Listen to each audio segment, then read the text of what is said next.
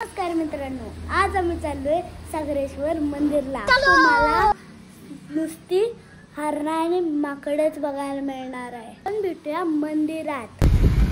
जंगल मध्ये आलो आहे। गजब बेइज्जती। रस्ता इथं ढग तर किती आहे माहिती का? आम्हाला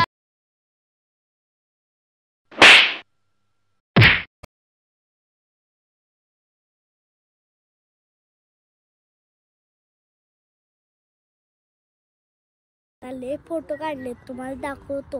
दमलो।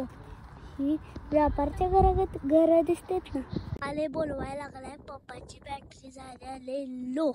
आता भेटूया तिकडे मंदिराकडे। इकडे माकड आहेत, परिती तिकड ते सांगून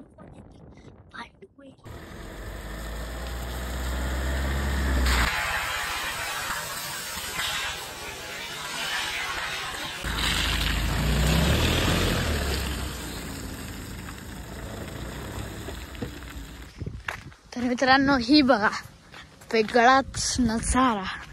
ही आम्हाला माहित पण नव्हतं। शोधत तिकडनं आलोय, तर इथं वर आलोय। बघा तिकडून आलोय शोधत। इथे लोक दिसल्या आलो। ही बघा किती सुंदर नजारा, तर ब्युटिफुल। मित्रांनो, तुम्हाला हा व्लॉग आवडला असेल तर लाईक, शेअर आणि सबस्क्राईब करायला विसरू नका।